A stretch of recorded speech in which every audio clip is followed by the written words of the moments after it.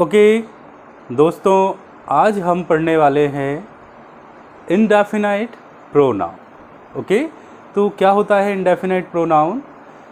Indefinite pronoun generally ऐसे words होते हैं जो हमें अनिश्चित व्यक्ति या अनिश्चित मात्रा के बारे में कुछ बताते हैं। ठीक है, तो पहले मैं एक वीडियो इस पर बना चुका हूँ, एक पार्ट उसमें मैंने समझाया था, है ना। ये इसका नेक्स्ट पार्ट है जिसमें हम बचे हुए इंडेफिनाइट प्रोनाउंस को पढ़ेंगे। ठीक है, तो चलिए कुछ इंडेफिनाइट प्रोनाउंस हैं जो मैं आप लोगों को आज बताने वाला हूँ, है ना, उनके बारे में हम सीखने वाले हैं। पहला वर्ड है some, any, all, most, enough,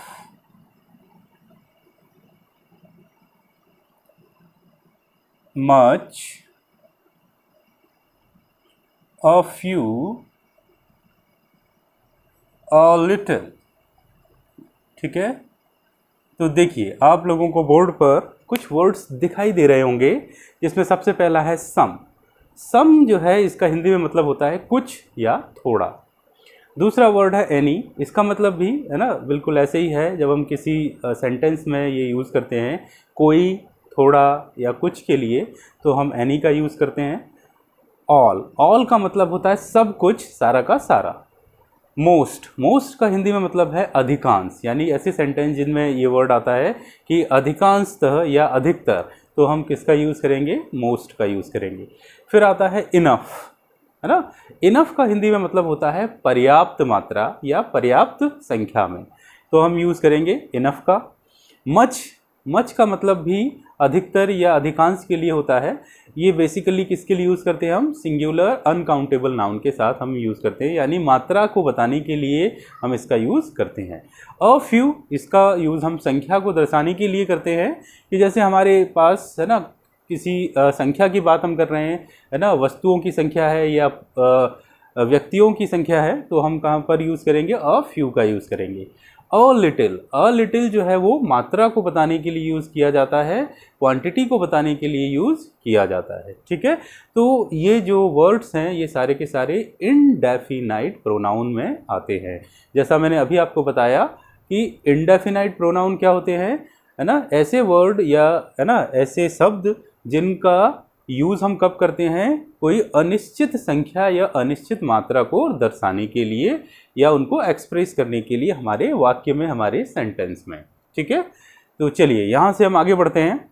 अब हम इन सारे इंडेफिनाइट प्रोनाउंस को एक एक करके सीखेंगे कैसे हम इनको सेंटेंस में यूज़ करते हैं। Okay guys, first we will start, पहले हम स्टार्ट करेंगे सम से। चलिए मैं यहाँ पर एक सेंटेंस लिखता हूँ। सम ऑफ these boys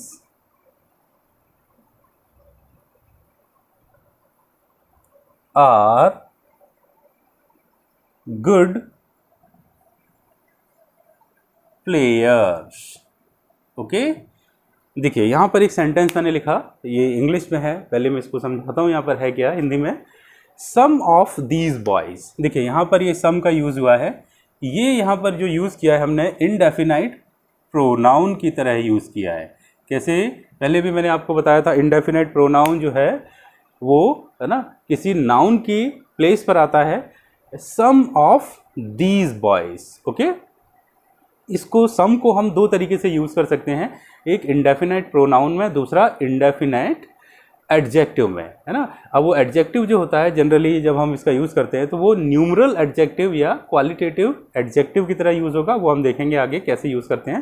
पहले हम प्रोनाउन की बात कर रहे हैं, तो क्या आएगा? Some of these boys are good players, है ना। सम का मतलब होता है कुछ, है ना, तो इस पूरे का मतलब हुआ कुछ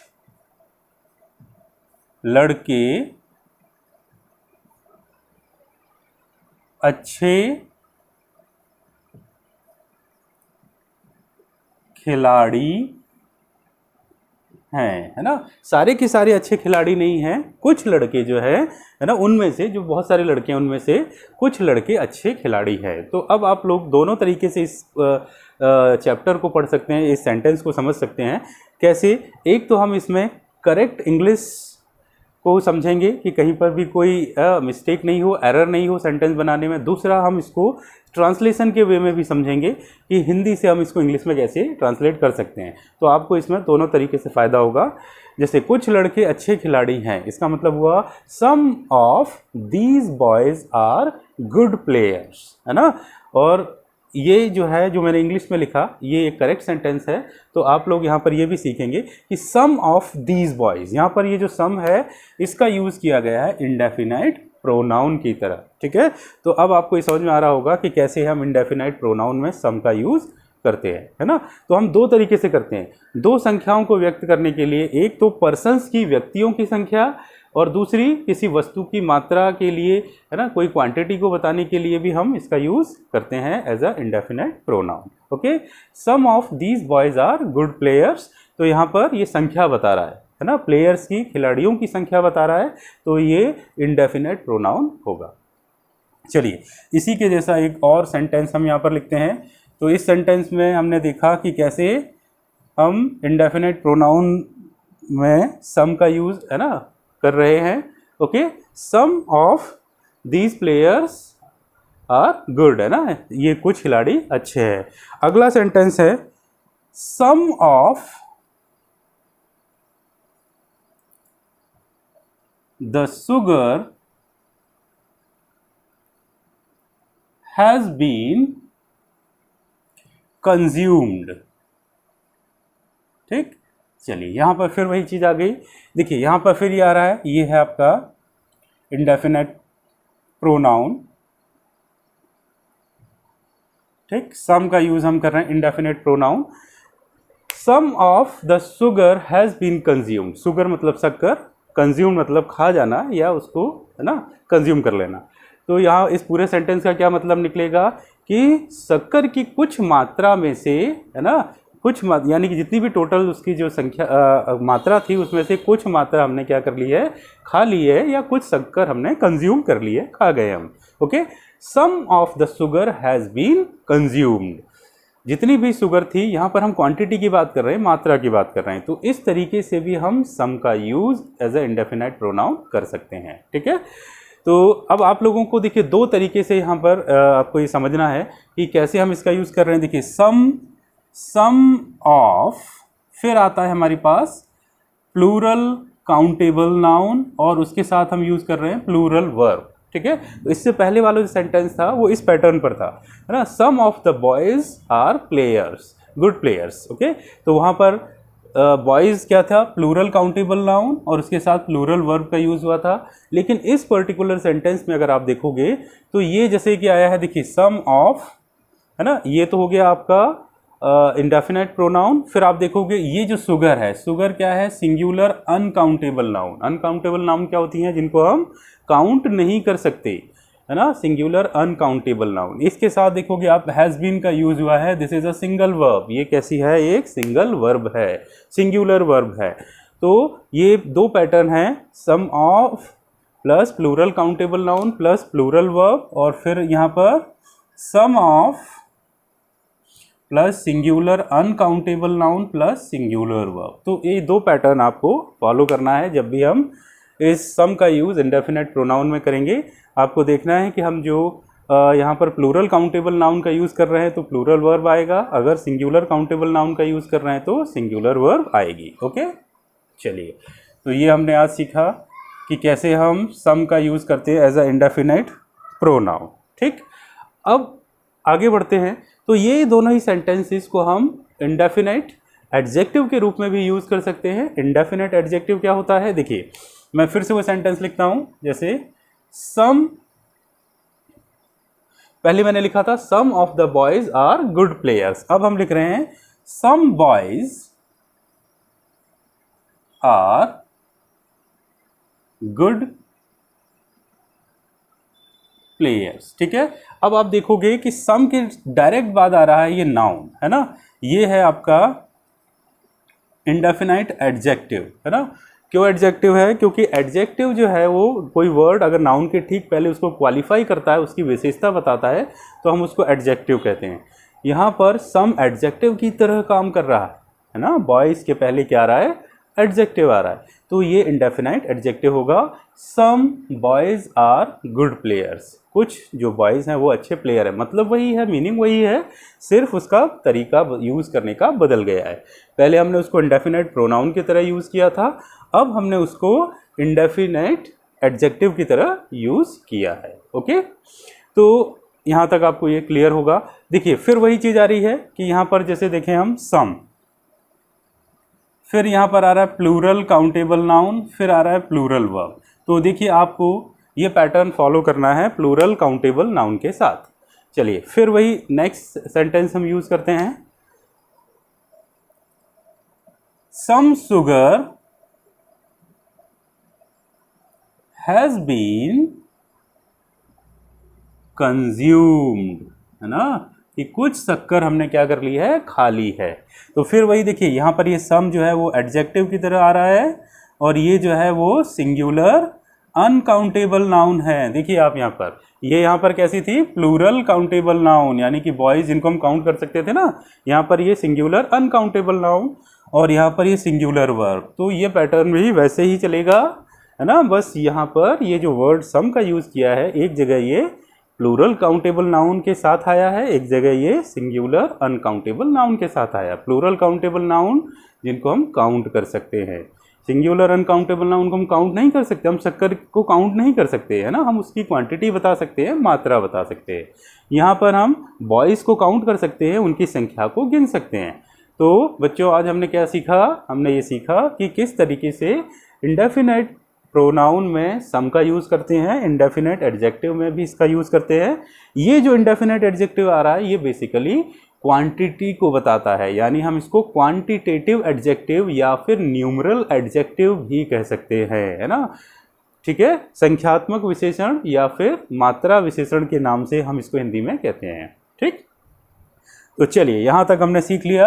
अब हम आते हैं, है ना, अगला हमारे पास जो वर्ड है वो है एनी। ओके, तो एनी का जो यूज़ है वो भी हम, है ना, जनरली हिंदी में इसका भी मतलब ऐसे ही निकलता है, कोई, थोड़ा या कुछ के रूप में, है ना। जैसे कई बार हम सेंटेंस में यूज़ करते हैं ऐसे सेंटेंस जिसमें कोई शब्द आता है। ठीक है, तो देखिए जैसे यहाँ पर मैं लिखता हूँ, एक सेंटेंस लिख रहा हूँ मैं, you can meet any of these heroes। ठीक है, देखिए पूरे का मतलब समझिए, you can meet any of these heroes. तो यहाँ पर ये जो एनी ऑफ है, ऑफ के साथ आया, इसका मतलब ये प्रोनाउन हो गया, इंडेफिनेट प्रोनाउन। ठीक है, अगर ये ऑफ हट जाता और ये सीधा एनी जो है वो अगर हीरोज के साथ आता, है ना, तो ये नाउन के ठीक पहले आता, तब ये बन जाता एडजेक्टिव। लेकिन यहाँ पर ऐसा नहीं हो रहा है ना, ये नाउन के डायरेक्ट कांटेक्ट में नहीं है, नाउन के प्लेस पर आ रहा है, उसको इंडिकेट कर रहा है, इसलिए ये क्या हो जाएगा? प्रोनाउन हो जाएगा। ठीक है, तो देखिए, you can meet any of these heroes, तुम इनमें से, है ना, किसी से भी या कोई हीरो से मिल सकते हो। ठीक है, तो यहाँ पर एनी का मतलब कोई या किसी से, या, है ना, इस रेफरेंस में यहाँ पर यूज़ हो रहा है। ठीक, तो यहाँ पर इस तरीके से हमने यूज़ किया। अच्छा, अब ये हमें क्या बता रहा है? यहाँ पर संख्या को बता रहा है, ना कि मात्रा को, है ना। You can meet any of these heroes, तो वहाँ पर जो हीरोज हैं, या, है ना, कोई व्यक्ति है ना हीरो, तो उसकी संख्या को व्यक्त कर रहा है, और हमें ये कह रहा है कि हम उसमें से किसी से भी, या, है ना, कोई हीरो से मिल सकते हैं, है ना। हीरो यहाँ पर मात्रा नहीं हो सकती, क्वांटिटी नहीं हो सकती। ठीक है, तो यहाँ पर संख्या की बात हो रही है। फिर अगला ऐसे ही एक सेंटेंस में यहाँ पर लिखता हूँ, you can buy any of these pens. Okay, देखिए चलिए अगला सेंटेंस में लिखा, you can buy any of these pens, यानी कि आप इनमें से कोई भी पेन खरीद सकते हैं। ठीक है, तो यहाँ पर भी है ना, हम बात कर रहे हैं संख्याओं की, पेन को हम काउंट कर सकते हैं, संख्या के रूप में हम उनको गिन सकते हैं।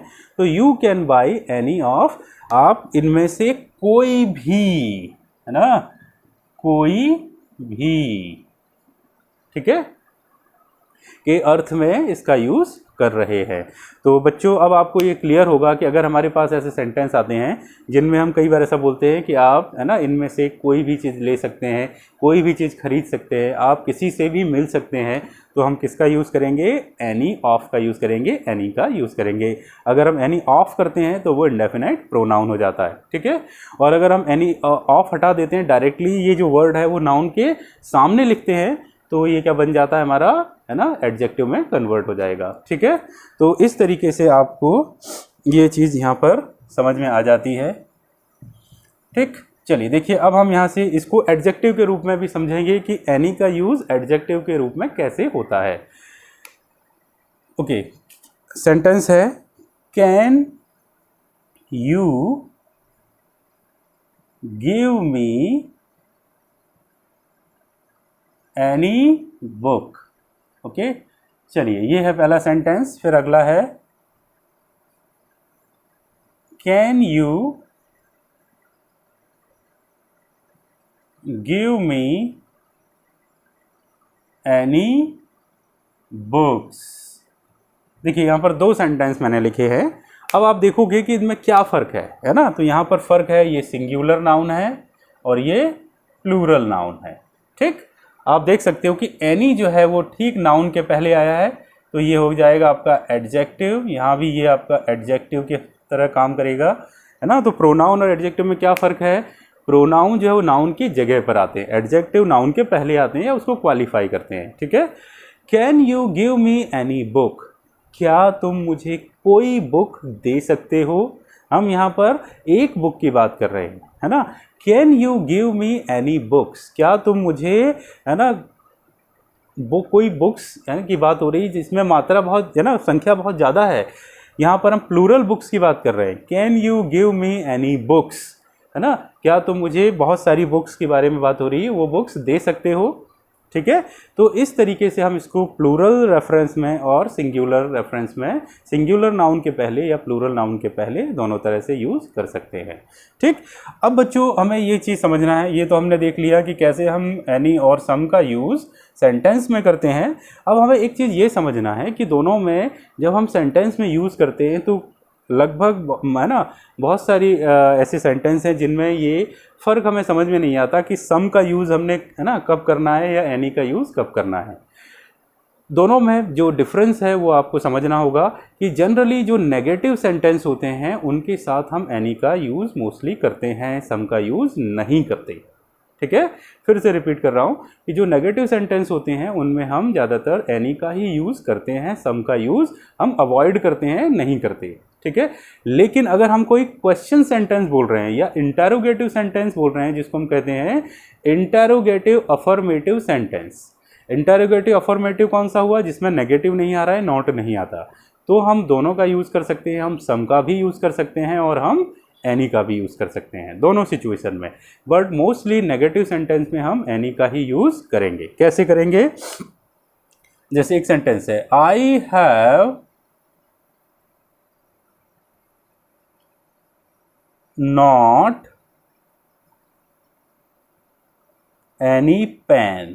ओके, देखिए यहाँ पर एक सेंटेंस है, I have not any pen, मेरे पास कोई भी पेन नहीं है ना। यहाँ पर हम इसमें सम का यूज़ नहीं कर सकते कि अगर आपने, है ना, यहाँ लिख दिया सम तो ये गलत हो जाएगा। I have not some pen, है ना, इसका यूज़ नहीं करना है। तो आपको याद रखना है, जब हम कोई सेंटेंस बना रहे हैं जिसका रेफरेंस नेगेटिव है, जिसमें नकारात्मकता, है ना, आ रही है, तो हम क्या यूज़ करेंगे? एनी का यूज़ करना है, हमें सम का यूज़ नहीं करना है, ठीक है। हमें जब ये समझ में आ जाए कि कोई सेंटेंस में नेगेटिविटी है ना, नो आ रहा है, जिसमें हम नहीं की बात कर रहे हैं, तो हमें क्या करना है बच्चों? एनी का यूज़ करना है, सम को वहाँ पर नहीं लिखना है। ओके, जैसे I have not any pen, इसका मतलब हुआ कि मेरे पास कोई भी पेन नहीं है। बट हम ये नहीं लिख सकते I have not some pen, है ना, this is a wrong use of some. Some का ये गलत तरीके का यूज़ होगा। तो ये तो हमने सीख लिया। आज हमने ये सीखा कि कैसे सम और एनी का यूज़ करना है। चलिए आगे बढ़ते हैं। अब हम अगला हमारे पास जो वर्ड है वो आता है ऑल। ऑल का मतलब होता है सब कुछ, है ना, या हम कहें हिंदी में सारा का सारा, या है ना कोई हम सारी यानी चीज़ों को इकट्ठा करके सब कुछ अगर हम यूज़ कर रहे हैं, सब कुछ उसमें आ गया है तो हम लगाएंगे ऑल। ठीक है, ऑल को भी हम दो तरीके से यूज़ कर सकते हैं, एक इंडेफिनाइट प्रोनाउन है, दूसरा इंडेफिनाइट एडजेक्टिव के रूप में। ठीक है, तो जो इंडेफिनाइट एडजेक्टिव है वो मैंने अभी बताया, वो उसका है ना दूसरा रूप, उसका नाम क्या है, qualitative adjective, sorry quantitative adjective, या फिर हम उसको कहते हैं न्यूमरल एडजेक्टिव। ठीक, तो पहले हम प्रोनाउन वाला केस देखते हैं कि एक सेंटेंस देखो मैं यहाँ पर लिख रहा हूँ, all of us love piece, है ना। इसका क्या मतलब हुआ कि हम सभी को शांति पसंद है या हम सब शांति से रहना चाहते हैं। तो यहाँ पर देखिए ऑल ऑफ, ये जो है आपका इंडेफिनेट प्रोनाउन, है ना। अब आपको ये समझ में आ गया होगा, इतने सारे लेक्चर्स मैंने बनाए हैं उनको देख करके आपको समझ में आता होगा कि इंडेफिनेट प्रोनाउन का यूज़ हम कैसे करते हैं। तो indefinite pronoun all of us love piece, है ना। तो यहाँ पर ये किस सेंस में यूज़ हुआ है, इंडेफिनेट प्रोनाउन के सेंस में। फिर एक ऐसे ही सेंटेंस और मैं लिखता हूँ, देखो यहाँ पर, we all want to come in, है ना।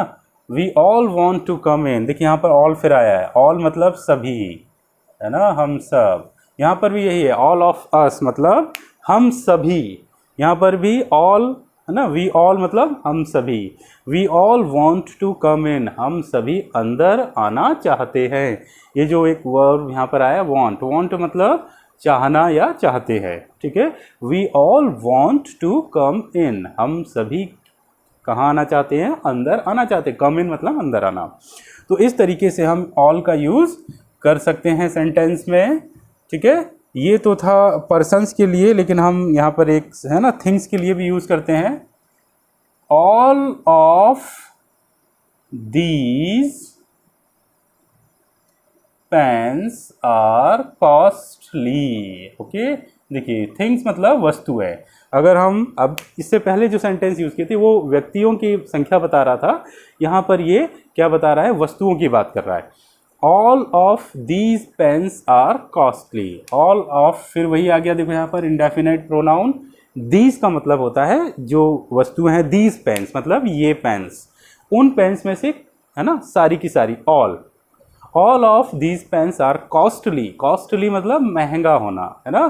तो ये जितनी भी पेन्स हैं सारी की सारी क्या है, महंगी हैं, कॉस्टली है।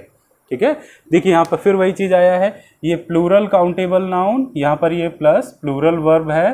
तो अगर हम यहाँ पर क्या यूज़ कर रहे हैं, ऑल ऑफ दीज, तो ये तो इंडेफिनेट प्रोनाउन हो जाएगा।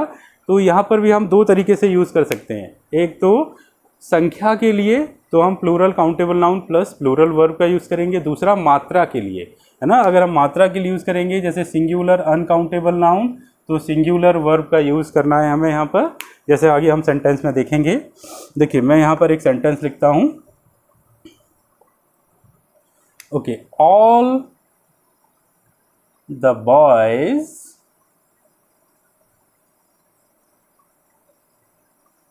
Present, all the boys were present. ठीक है, अब हम यहाँ पर जो सेंटेंस यूज़ कर रहे हैं, आप इसमें देखोगे कि सीधा आया है ऑल, उसके बाद यहाँ पर आई है plural countable noun. Okay, all plus plural countable noun then plural verb. तो ये है आपका इंडेफिनेट एडजेक्टिव, जो हम ऑल का यूज़ कर रहे हैं वो क्वांटिटेटिव एडजेक्टिव या फिर न्यूमरल एडजेक्टिव की तरह यहाँ पर यूज़ हो रहा है ना। All the boys were present, सारे के सारे जो बॉयज़ हैं वो प्रेजेंट हैं। अगर हम इसको प्रोनाउन की तरह यूज़ करते तो क्या लिखते हैं, all of the boys were present. दोनों ही सेंटेंस में सिर्फ फॉर्मेशन का फ़र्क है कि यहाँ पर एडजेक्टिव है, वहाँ पर प्रोनाउन है, बाकी उसका मीनिंग, उसका मतलब एक जैसा ही होता है। तो बच्चों आपको याद रखना है, एडजेक्टिव का यूज़ करें या प्रोनाउन की तरह, मतलब सेंटेंस का वही रहेगा, सिर्फ उसका फॉर्मेशन बदल जाता है ना। All the boys were present, सारे के सारे जो बच्चे हैं वो क्या है, प्रेजेंट है ना। कहीं पर क्लास की बात हो रही होगी या कहीं पर वो गए होंगे तो वहाँ प्रेजेंट है वो। ओके, अब हम है ना ऐसा एक सेंटेंस और यूज़ करते हैं जिसमें क्वांटिटी बताएगा हमारे पास। ऑल द मिल्क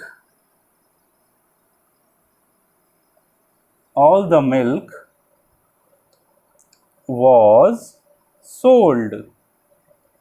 ठीक है, अब आप इसमें देखोगे कि ये जो मिल्क है, क्या हम मिल्क को काउंट कर सकते हैं? नहीं कर सकते। तो ये है सिंगुलर अनकाउंटेबल नाउन, इसके साथ हमेशा सिंगुलर वर्ब आएगी। देखिए आ रही है, तो यहाँ पर मैंने लिखा all plus singular uncountable noun plus singular verb. Okay, तो इस पूरे सेंटेंस का क्या मतलब हुआ, all the milk was sold, है ना, सारा का सारा जो मिल्क था, जो दूध था, वो बिक गया है, बेच दिया गया है ना। तो इस पर्टिकुलर सेंटेंस, हिंदी से हम इसको इंग्लिश में ट्रांसलेट भी कर सकते हैं। मान लो कि आपको एक सेंटेंस है ना पूछा गया कि है ना, जैसे मैंने अभी हिंदी में कहा कि सारा मिल्क बेच दिया है, तो हम उसको ट्रांसलेट कैसे कर सकते हैं, all the milk was sold. ठीक है, तो इस वीडियो में आप देखोगे कि कैसे हम करेक्ट यूज़ करते हैं इंग्लिश वर्ड्स का सेंटेंस में, और दूसरा कैसे हम उसको हिंदी से इंग्लिश में ट्रांसलेट कर सकते हैं। ठीक है, तो बच्चों आप लोगों को है ना यहाँ पर दोनों चीज़ों से है ना स्ट्रॉन्ग हो सकती हैं आपकी, एक तो करेक्ट इंग्लिश सीखना, दूसरा स्पोकन में कैसे सेंटेंस बनाना है। ओके, तो दोनों ही सिचुएशन में हमने देख लिया कि कैसे ऑल का यूज़ इंडेफिनाइट प्रोनाउन में होता है और ऑल का यूज़ इंडेफिनाइट एडजेक्टिव में होता है। ठीक है, चलिए तो अब हम आगे बढ़ते हैं। ऑल के बाद अब हम आ जाते हैं, अच्छा एक चीज़ और मैं यहाँ पर थोड़ा सा ऐड करना चाहूँगा कि ये जो वर्ड्स हमने पढ़े हैं इनसे कुछ दूसरे वर्ड्स भी बनते हैं। जैसे कि देखिए, सम से क्या बनता है, समबडी। समबडी का मतलब होता है कोई। ठीक, समवन, इसका मतलब भी कोई। समहाउ, इसका मतलब होता है किसी प्रकार से या किसी न किसी तरीके से। ठीक, समवेयर,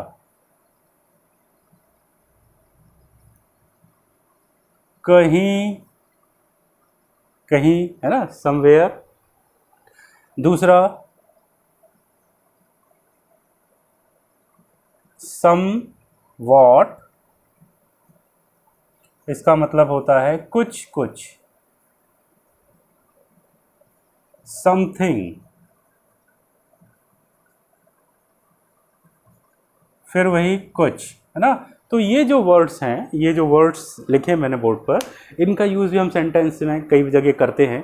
तो इनका मतलब है ना आपको समझना है, जैसे सम का यूज़ किया है वैसे इनका भी यूज़ करना है हमें। ठीक है, ये भी इंडेफिनाइट प्रोनाउन की तरह काम करते हैं। तो इनका मतलब है जैसे समबडी कोई, समवन कोई, समहाउ किसी प्रकार से, है ना, ये सेंटेंस में कई बार यूज़ होते हैं। समवेयर कहीं, समवॉट कुछ कुछ, समथिंग कुछ, है ना। चलिए फिर ऐसे और देखते हैं हम आगे। सम टाइम, है ना, सम टाइम का मतलब होता है, सम टाइम का मतलब हम समझ सकते हैं कि कभी कभी, फिर ऐसे ही, है ना, समटाइम्स। ठीक, तो ये जो वर्ड है, जैसे हमने यहाँ पर ये लिखा समटाइम्स, समटाइम्स का मतलब होता है ना कभी कभी। चलिए तो अब ये तो हमने देखा, फिर और देखो वर्ड है जैसे यहाँ पर एनीबडी। एनीबडी मतलब फिर वही कोई, एनीवन, इसका मतलब भी होता है कोई, है ना। एनी हाउ, किसी तरह से। एनीवे, तो ये भी आपको ऐसे ही मतलब बताएगा, किसी प्रकार से या किसी तरह से। ठीक है, जैसे हम कई बार सेंटेंस में यूज़ करते हैं किसी न किसी तरह से अपने को ये काम करना है, तो हम वहाँ पर एनी हाउ या एनी वे का यूज़ करते हैं। ठीक, फिर और देखें एट एनी कॉस्ट, है ना। देखिए यहाँ पर इस तरीके से यूज़ होता है। तो ये एट एनी कॉस्ट मतलब इसका मतलब होगा किसी भी कीमत पर, है ना, कैसे भी करके कोई काम अगर हम कर रहे हैं, है ना, तो उस जगह पर हम यूज़ करते हैं एट एनी कॉस्ट। ठीक, तो ये आपको यहाँ तक क्लियर होगा, है ना। इस तरीके से हम ये फ्रेजेस का यूज़ करते हैं, इन वर्ड्स का यूज़ करते हैं। अच्छा, ऑल में भी आता है, जैसे after all, after all, not at all, है ना। तो ये जो वर्ड्स हैं ये सारे कहाँ यूज़ होते हैं, है ना। ये हम इन फ्रेजेस को बनाने में ऑल का यूज़ करते हैं, या इन सेंटेंस को बनाने में ऑल का यूज़ करते हैं। तो उम्मीद है मुझे आपको ये समझ में आया होगा कि कैसे हम सम, एनी, ऑल का यूज़ करते हैं। ओके, तो आज के लेक्चर में हम यहाँ तक पढ़ते हैं। बाकी बचा हुआ जो है वो हम ना अगले वीडियो में, अगले लेक्चर में कवर करेंगे। ओके, चलिए, तो आपको, है ना, अगर ये अच्छा लगा है ये वीडियो, तो आप अपने बाकी फ्रेंड्स को ये शेयर करें। Okay, thank you so much.